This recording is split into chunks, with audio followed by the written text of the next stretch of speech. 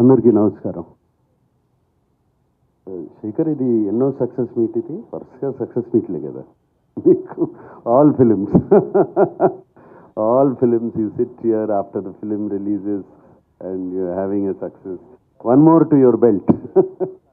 Very happy. Thank you Shekhar. First media అందరికీ thanks చెప్పాలి. I think first time unanimous reviews వచ్చినట్టున్నాయి. నాకు నిన్న ఎవరో ఒక ఫోటోగ్రాఫ్ చూపించారు, అన్ని 3కి తక్కువ ఏది లేదు ఏ రివ్యూ. అండ్ అంత యునానిమస్గా వచ్చిందంటే అంత యునానిమస్గా నచ్చిందే అనమాట. So thank you very much దానికి. అండ్ ముందుగా నాకు అఫ్కోర్స్ సునీల్కి thanks. Like family to me always. సునీల్తో ఎప్పుడు ఫ్యామిలీ. సినిమా చేసినా చేయకపోయినా ఏదో ఒకటి ఉంటుంది మాకు. బట్ శేఖర్తో నాకు ఎప్పటి నుంచో సినిమా చేయాలని ఉంది. Actually before Sumanth worked, before Amala worked, before Chaitanya చేసినప్పుడు దానికన్నా ముందు నుంచి శేఖర్తో ఎప్పుడు కలుస్తూ ఉంటాం, సినిమా చేయాలంటాం. అండ్ శేఖర్ నాకు బాగా గుర్తు, నీతో ఒక స్టైలిష్ సినిమా చేయాలి, చార్మింగ్ సినిమా చేయాలని అనేవాడు. బట్ ఫైనలీ మా ఇద్దరి మధ్యన రాత ఇలా రాస్తుంది. సచ్ ఎ బ్యూటిఫుల్ క్యారెక్టర్ ఈ గేవ్ మీ. అండ్ ఈ నాకు ఈ రొటీన్ సినిమాల నుంచి ఒక కొత్త క్యారెక్టర్ చేయాలి సినిమాలో. నేను ఆడియో ప్రీ రిలీజ్లో కూడా చెప్పాను, సినిమాలో ఒక పాత్రగా చేయాలి. అండ్ శేఖర్ ఈ సినిమాలో ఫుల్ ఫిలిం ఇస్ లైక్, నేను మాయాబజార్ అనే సినిమాతో కూడా కంపేర్ చేశాను అప్పుడు. అలాగే దాంట్లో హీరో ఎవరు అన్నాను. అలాగే మిస్సమ్మలో చూస్తే హీరో ఎవరు, గుండమ్మ కథలో చూస్తే హీరో ఎవరు, we don't know. It is only the director. And ఇప్పుడు కూడా చెప్తున్నాను, ఇది శేఖర్ కమ్ముల గారి ఫిలిం. ఇది out and out his film. ప్రాణం పోస్తారు ఈ సినిమాకి, నాకు తెలుసు. ఆయనే కాదు, ఆయన whole team. I know that whole team how much వాళ్ళు ఎంత క్లోజ్గా ఉంటారో. And Shekhar fantastic character. And thank you very much. నా గురించి ఆలోచించారు. And waiting for the next film again to do with you. అది మీరు కెరీర్లో అద్భుతమైన పాత్రలు చేశారు. That is the reason you could continue for so long in the career. ఈ సినిమాలో నాగార్జున గారు కాదు. అండ్ స్లైట్లీ హీరోయిజం ఉన్న క్యారెక్టర్ కూడా కాదు. చిన్న విలనిష్ టచ్ ఉంటుంది ఫిల్మ్లో, తర్వాత మళ్ళీ గిల్టీ క్యారెక్టర్ కింద టర్న్ అవుతుంది. లాస్ట్ ఫైనల్గా సాక్రిఫైజింగ్ రోల్గా ఎండ్ అయింది సినిమాలో. మీరు ప్రధానంగా ఈ క్యారెక్టర్ని ఎంచుకోవడానికి కారణం ఏంటి? What is your personal experience as an actor who has done N number of characters in the career? ప్రధానంగా ఈ క్యారెక్టర్ని ఎంచుకోవడానికి కారణం శేఖర్ కమ్ములనే. ఆయనతో పనిచేయాలి, ఆయన మీద ఉన్న నమ్మకం. ఎందుకంటే ఆయన సినిమాలు అన్నీ చూశాను, almost everything I have seen. ఆయన క్యారెక్టర్స్ని ఎంత బాగా జస్టిఫై చేస్తారో తెలుసు. ఈ కథ విన్నగానే నాకు అనిపించింది నాది మెయిన్ క్యారెక్టర్ అని. ఎవ్రీబడి నా చుట్టూ తిరుగుతున్నారని, స్టార్టింగ్ నుంచి ఎండ్ వరకు. మేబీ స్క్రీన్ స్పేస్ ఇంకోళ్ళకి ఎక్కువ ఉండొచ్చు, but that is not the criteria. నాకు ఈ కథ వినగానే this is Deepak's film from start to ending, కథ విన్నగానే. అండ్ శేఖర్ చెప్పినప్పుడు కూడా అలాగే చెప్పాడు నాకు. ఈ క్యారెక్టర్ ఆర్క్ చాలా బాగుంది. సో నాకు అది బాగా నచ్చింది. ఇప్పుడు జిమ్ సౌరభ్ గారి arc, gym Saurabh did a fantastic job. But ఇది ఆర్క్ ఒకటే వెళ్తుంది. అలాగే ధనుష్ గారిది ఇట్స్ ఓన్లీ 2. హోమ్లెస్, అక్కడ నుంచి ఎడ్యుకేట్ అవడం, మైండ్లో ఒక గిల్ట్ కాంప్లెక్స్ కానీ ఇది కానీ ఇది సాక్రిఫైజింగ్ కాంప్లెక్స్ కానీ ఏమీ లేదు. ఆ క్యారెక్టర్ వెరీ ఇన్నోసెంట్ క్యారెక్టర్, ఒకటే గ్రాఫ్లో వెళ్తుంది, సింగిల్ లైన్లో వెళ్తుంది. నా క్యారెక్టర్కి శేఖర్ గారు 3 షేడ్స్ ఇచ్చారు యాక్చువల్గా. So they are 3 shades. So అందుకనే ఈ క్యారెక్టర్ బాగా నచ్చి చెప్పినగానే వెంటనే నేను చేశాను ఈ character. And it is proving on screen. నాకు వచ్చే కామెంట్స్ కానీ, మీడియా రాసిన కామెంట్స్ కానీ, ఫ్రెండ్స్ చెప్పే కామెంట్స్ కానీ, చూసిన వాళ్ళు కానీ, అండ్ ఫ్యాన్స్ కూడా బాగా ఎంకరేజింగ్గా ఉన్నారు. అండ్ కింగ్ ఇస్ కింగ్ అంటున్నారు. So very very happy. Chain king. And Shekhar గారు, మీరు ఈ సినిమాలోని ఇంత పెద్ద బడ్జెట్, ఇంత పెద్ద స్టేక్ ఉన్న ఈ సినిమాలో నాగార్జున గారు చూపించకుండా రష్మిక గారిని ఏదో ఏడుస్తూ ప్లాట్ఫామ్ మీద ఇంట్రడక్షన్ ఇచ్చి, అండ్ ధనుష్ లాంటి హీరోని కూడా మీరు ఒక బిచ్చగాడిగా ఓపెన్ చేసి, ఇదంతా చేయడానికి what was your real inspiration behind this అండి? అంటే కథని నమ్మడం. హౌ డిడ్ జనరేట్ అని అడుగుతున్నాను. ఏదైనా ఇన్స్పిరేషన్ ఉందా మీకు ఈ కథ ఇలా చెయ్యాలని? ఏనండి, దీని ఈ కథ పుట్టుక గురించి నేను ఏం చెప్పలేను. ఎందుకంటే నేను జనరల్గా అంటే ఏదో సినిమానా, ఏదో నవల, ఏదో కథ చదివి చేశానా అని అనలేను నేను. Something it occurred. ఏదో చాలా ఈ దేశంలో కానీ ప్రపంచంలో కానీ చాలా డిస్పారిటీ ఉంది. అతి గొప్ప వాళ్ళు ఒకళ్ళు, అతి సామాన్యులు ఒకళ్ళు, మధ్యతరగతి వాళ్ళు ఒకళ్ళు, చాలా అంటే ఒక క్లాస్ డిఫరెన్సెస్ బాగా పెరిగిపోతున్న నేపథ్యంలో సంథింగ్ చెప్పొచ్చేమో అని ఒక థాట్ నుంచి పుట్టినది. అంటే అత్యంత గొప్పవాడికి అత్యంత పేదవాడు అండ్ మధ్యలో ఇంకో ప్రపంచం, ఇది చూపించే ఒక ఐడియా వచ్చి ఇది కథ పుట్టింది అలా. ఓకే, బట్ ఆ తర్వాత వీళ్ళందరూ అంటే నేను ఎవరికి చెప్పినా, నాగార్జున గారికి చెప్పినా కానీ, ధనుష్ చెప్పినా కానీ, రష్మికకి చెప్పినా కానీ ఇది స్క్రిప్ట్, ఇది పాత్రలు. ఇప్పుడు నేను దానికి యాక్చువల్లీ నేను డైరెక్టర్, నేను కూడా ఇంకా కథకి నేను కూడా ఒదిగిపోయాను. యాక్చువల్లీ నాకు ఆ కథ ఏం డిమాండ్ చేస్తే అలా వెళ్ళాం. సో అందుకే నేను చెప్తుంది షూటింగ్ కానీ, అందులో ప్రొడక్షన్ వాల్యూస్ కానీ, ఇది చాలా యూనిక్గా, చాలా డిఫరెంట్ ఎక్స్పీరియన్స్ ఎందుకు ఇస్తుందంటే ఆ కథ కావాల్సిందని చేస్తాం బేసిక్, అంటే ప్రతి ఒక్కళ్ళు ఇంక్లూడింగ్ మీ. సో అందుకే ఈ రిజల్ట్ యాక్చువల్లీ అది. బట్ వీళ్ళు ముగ్గురు ఇమేజెస్ ని కూడా మార్చేసి మీ క్యారెక్టర్ గా తయారు చేసుకుని సినిమా ప్రెజెంట్ చేస్తున్నప్పుడు రిస్క్ అనిపించలేదా మీకు? ఇమేజ్ నాగార్జున గారు చూపించట్లేదు, ఆయనగా చూపించట్లేదు. అదే అంటే అదే ఇమేజ్ అనేది స్టార్స్కి ఇమేజ్ అనేది అన్నమయ్య చేసినప్పుడు ఇదే క్వశ్చన్ నాగార్జున గారిని అడిగితే ఏం ఆన్సర్ చేస్తారు, అదే ఆన్సర్ అన్నమాట ఇప్పుడు బేసిక్ అదే. సో ఇమేజ్ అనేది పాత్ర నుంచి వస్తుంది. ఆ పాత్రని ఎలా మనం ప్లే చేసాము, దానికి ఎంత పబ్లిక్ ఎంత అభిమానంగా చూసుకున్నారన్న దాని మీద నాగార్జున గారు అన్నమయ్య అలా. సో నాగార్జున గారు శివ. సో పాత్ర నుంచే స్టార్డమ్ పెరుగుతుంది, పుడుతుంది అని నా అభిప్రాయం. సార్ ఇప్పుడు తండే సినిమాతో చైతన్య కంటిన్యూ చేశారు, సక్సెస్. మీరు కంటిన్యూ చేశారు వేరేతోటి, నెక్స్ట్ లెనిన్తో కూడా. అంటే ఇది నామ సంవత్సరం అక్కినేని నామ సంవత్సరం అనుకోవచ్చేమో, నామ సంవత్సరం అక్కినేని నామ సంవత్సరం అనుకోవచ్చేమో. తండేలతో సక్సెస్, తెలుగు సినిమా హిట్ నామ సంవత్సరం. సూపర్.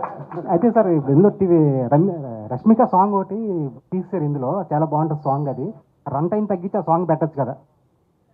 ఫస్ట్ ఆ సాంగ్ చాలా బాగుంది, అది పిప్పి పిప్పి డిమ్ డూమ్ అనే సాంగ్.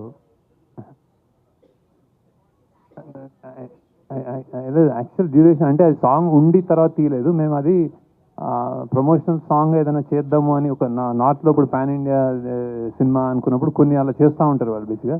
సో అలా స్టార్ట్ అయ్యి కానీ సినిమా పేసింగ్లో అది అడ్డుపడుతుందేమో అనుకుని మేము పక్కకి జరిగాము. సో ఇప్పుడు వేరే మంచి సీన్లు తీసి పెట్టేయడానికి సినిమా నేను అంత లూజ్గా రాయనండి. అంటే ఎక్కడ తీసేయచ్చు, ఎక్కడ పెట్టేయచ్చు అని జరగదు. ఒక్క సీను, ఒక డైలాగ్ తీస్తే సినిమా ఉండదు. అలానే రాస్తాం మేము బేసిక్గా. సో అంత ఈజీ కాదు. అంత ఈజీ అంటే నాకు హ్యాపీ యాక్చువల్లీ పెట్టేద్దాం.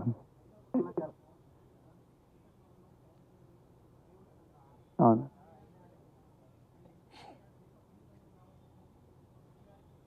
అవును అవును అదే లేదు అదే అదే అదే అదే అదే అదే అదే అదే.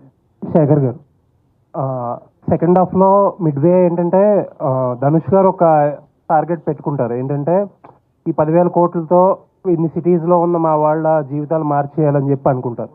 టువర్డ్స్ ఎండ్ ఏంటంటే ఆ టార్గెట్ కాకుండా ఇప్పుడు విలన్ ఎలిమినేట్ చేస్తారు.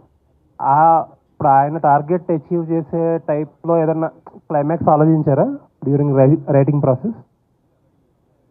లేదండి. అంటే బేసిక్గా అతను అది దేవ పాయింట్ ఆఫ్ వ్యూలో అక్కడి నుంచి చెప్పిన కథ అది అక్కడికి. సో అతను రియాక్టివ్ మనిషి. అంటే సడన్గా అని నాకు అన్ని కావాలి, చెన్నై మీ ఇంతమంది ఉన్నారని వెళ్తాడు బేసిక్గా.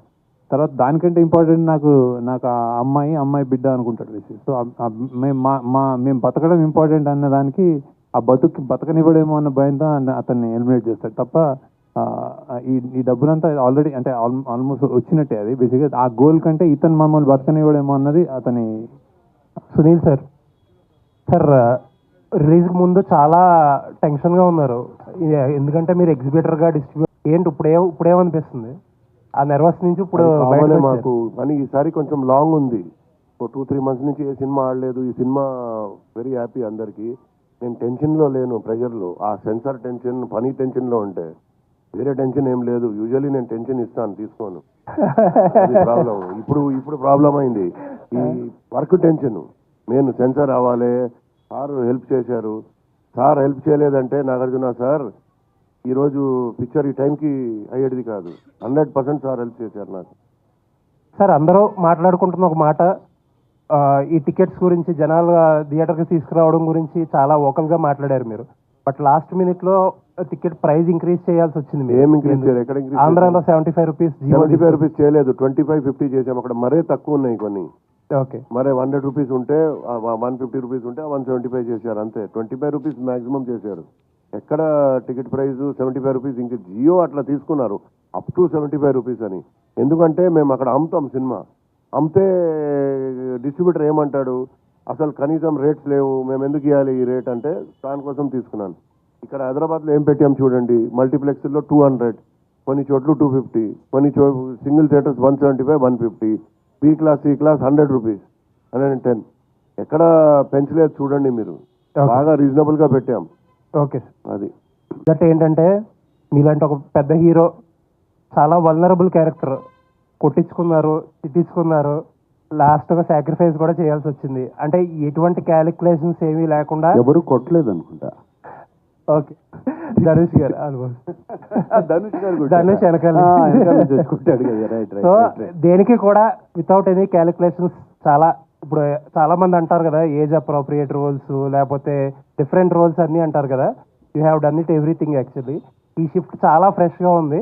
హోప్ఫుల్లీ ఇంకా చాలా మంచి రోల్స్ వచ్చి మంచి రోల్స్తో కంటిన్యూ చేస్తారని వీఆర్ విషింగ్ సార్. ఎస్ నాకు ఇది ఒక ఈ షిఫ్ట్ కూడా నాకు ఇన్స్పిరేషన్ ఇచ్చి, నాట్ దట్ నేను ఇటువంటి రోల్స్ చేద్దామని కాదు, బట్ చూస్తారు, చేస్తే ఫ్రెష్ రోల్స్ చేస్తే audience is ready to receive it's the right role అనే ఒక కాన్ఫిడెన్స్ బాగా వచ్చింది.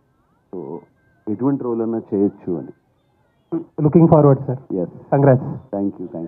అదే నేను ఎప్పటి నుంచో చేస్తున్నాను కదా. ఊపిరి అనే ఒక సినిమా చేశాను, గగనం అనే సినిమా చేశాను.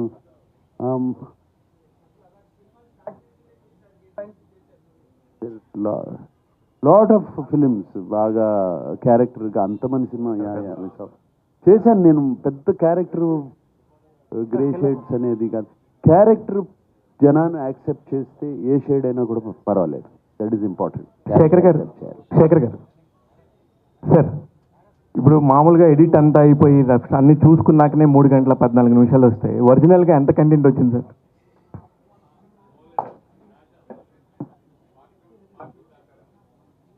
అంటే కాదు సార్, నా ఉద్దేశం వేరే కాదు. అంటే ఎక్స్పీరియన్స్ ఉండి 4 సంవత్సరాలకు ఒకసారి 3 సంవత్సరాలకు ఒకసారి వచ్చి ఒక మంచి సినిమా తీసే ఒక డైరెక్టరల్ సినిమా అనే చెప్పుకునే శేఖర్ కమ్ల గారు ఇలాగా వస్తున్నప్పుడు ఎంత వచ్చింది అనేది నాకు ఒక అవుట్ ఆఫ్ ద క్యూరియాసిటీ. నేను 3 గంటల 15 నిమిషాలు ఎంజాయ్ చేశాను sir, thoroughly enjoyed. 3 hours 4 sir, నేను కరెక్ట్గానే చూశాను సార్.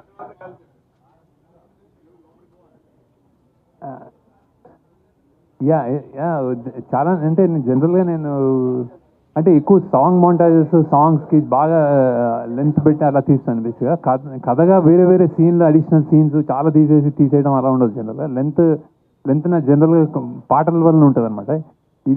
ఇందులో కూడా అంతే బేసిక్గా. ఇది ఒక ఇది ఎడిట్ చాయిసెస్లో fast paced thriller at emotional అని, అంటే మెల్లగా వాళ్ళ ఎమోషన్స్ చూపించాలని. సో అక్కడ మనం బ్యాలెన్స్ చేసుకుంటూ వెళ్ళాం. సో ఇంకొక అరగంట ఉండిందండి.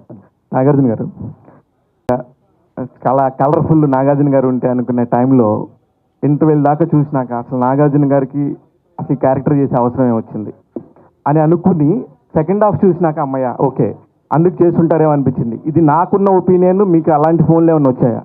లేదు, ఎక్కడి నుంచి రాలేదు. యాక్చువల్లీ చాలా మంది చాలా బాగున్నాను అన్నారు సార్. డెఫినెట్గా బాగుంది సార్. నేను అన్నది పాయింట్ కూడా నేను అదే సార్. నేను అన్నది నేను బాగలేదని లేదు. నేను అంటే ఆయన రేంజ్ ఆఫ్ దానికి ఇప్పుడు మీరు సాక్రిఫైస్ చేస్తుంటారు. మీకు ఒక పక్కన పెయిన్ ఉంది, ఆ క్యారెక్టర్లో కనబడుతుంది, అది అవసరమా ఆయనకి అనే ఒక పెయిన్ ఉండిందండి నేను. అంటే మరి క్యారెక్టర్ ఒప్పుకున్నప్పుడు చేయాలి కదా, అది ఒప్పుకునే కదా చేసింది, ఒక డిఫరెంట్ క్యారెక్టర్ వచ్చిందని. అవసరమా లేదా అనేది ఇక అది ఏమని చెప్పను, అవసరమా అని. అన్నీ అవసరమే మాకు, యాక్టర్లకి క్యారెక్టర్స్ చేయడం చాలా ఇంపార్టెంట్. శేఖర్ గారు sir, first congrats sir, thank you. Biggest block buster కొట్టారు. థ్యాంక్ యూ అండి, థ్యాంక్ యూ. సార్, అంటే ఈ సినిమాలో ఈ ఆయిల్ నిక్షేపాలు దొరకటం అనేది సినిమాలో మెయిన్ పాయింట్. రీసెంట్ టైమ్స్లో కూడా ఇండియాలో యాదృచ్ఛికంగా అరేబియా మహాసముద్రంలో ఆయిల్ నిక్షేపాలు దొరికినాయండి. సో దానికి అంటే మీరు చాలా అడ్వాన్స్డ్గా ఆలోచించి ఈ కథను తయారు చేసి ఉంటారు. బట్ ఇప్పుడు ఆ ప్రాసెస్ జరుగుతుంది ఇండియాలో. సో దానివల్ల ఇండియా ఆర్థిక వ్యవస్థ మొత్తం మారిపోయి చమురు మనం విదేశాల నుండి చమురు దిగుమతి చేసుకోవాల్సిన అవసరం లేకుండా పోయింది. సో ఈ పాయింట్కి మీకు అసలు ఎలా అనిపిస్తుంది ఇప్పుడు అలా జరగటం?